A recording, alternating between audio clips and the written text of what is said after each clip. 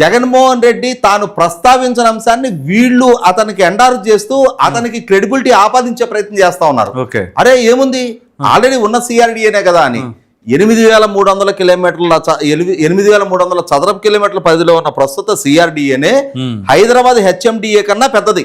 అవును, ఈ సిఆర్డిఏ పరిధిలో అభివృద్ధి చెందితేనే హైదరాబాద్ నగరం కన్నా పెద్ద నగరంగా ఆవిర్భవిస్తుంది. అంతటి స్థాయి నగరంగా ఆవిర్భవించినప్పుడు ఆటోమేటిక్గా ఇప్పుడు మచిలీపట్నంలో వస్తున్న పోర్టు, మచిలీపట్నంలో రాబోతున్న పోర్టు బేస్డ్ ఇండస్ట్రీస్, అక్కడ జరిగే అభివృద్ధితోటి ఆటోమేటిక్గా ఈ సిఆర్డిఏ పరిధికి మచిలీపట్నంకి మధ్యలో ఉన్న గ్యాప్ కూడా భవిష్యత్తులో ఏదో ఒక టైంకి ఫిల్ అవుద్ది. అవును, ఒక మహానగరంగా మచిలీపట్నం నుంచి ఈ రాజధాని పరిధి విస్తరించి తీరుతుంది.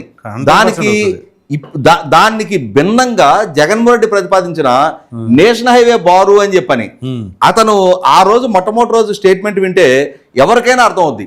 అతను నగర పరిణామంలో నగరం ఉండే స్వరూపంలో అతను ప్రతిపాదించలా, అతను జాతీయ రహదారి బారుకి అని చెప్పని ప్రతిపాదించాడు. అవును, నేను అప్పుడే చెప్పాను నాగార్జున యూనివర్సిటీ దగ్గర నిర్మాణాలు చేయమని చెప్పని. అంటే సహజంగానే ఇప్పుడు నాగార్జున యూనివర్సిటీ దగ్గర నిర్మాణం చేస్తారు, ఇప్పుడున్న ఈ జాతీయ రహదారి బారుకి నిర్మాణాలు చేస్తారు.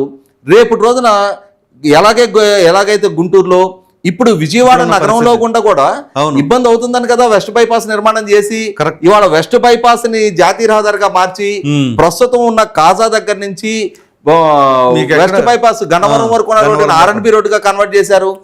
మొన్న మార్చి 31వ తారీఖు నుంచి వచ్చిన కొత్త ప్రతిపాదన కదా ఇది.